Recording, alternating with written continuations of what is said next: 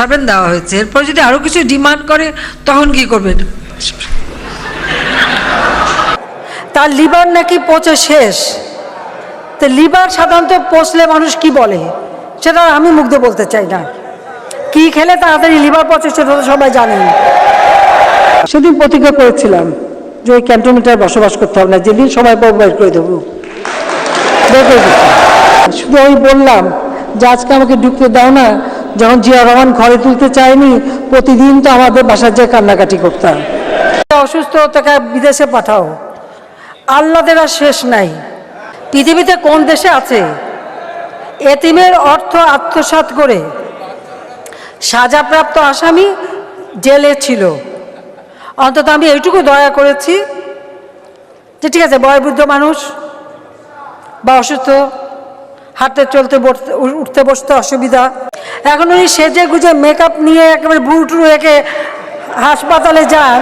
এক তো ভোট চুরি, তারপর মানুষ হত্যা, আগুন দিয়ে পোড়ানো, এতিমের অর্থ আত্মসাৎ, দুর্নীতি, 21 আগস্টের গ্রেনেড হামলা করে হাবিব রহমান সহ মানুষ হত্যা। এই হত্যা অর্থাৎ জিয়াও যেমন খুনি ছিল, খালেদা জিয়াও আর এক খুনি, তার ছেলেও খুনি।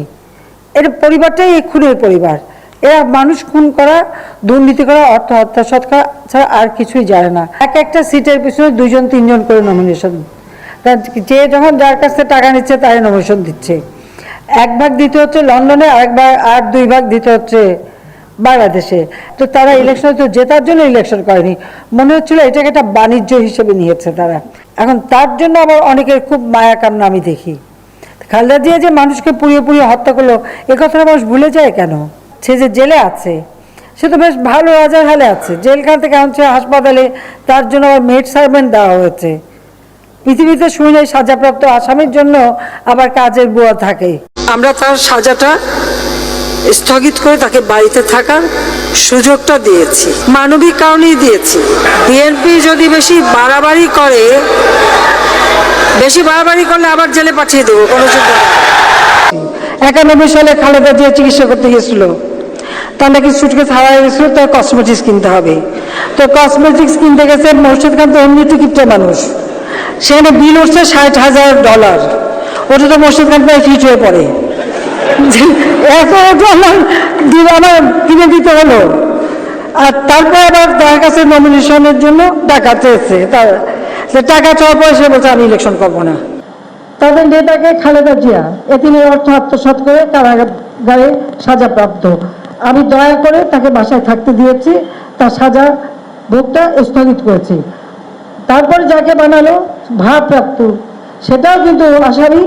10টা অস্ত্র, 21 আগস্ট গ্রেনেড হামলা করে আমাদেরকে হত্যার চেষ্টা, হাবিব রহমান সহ আমার 22 জন নেতাকর্মী হত্যা করেছে। কত বড় অপমান!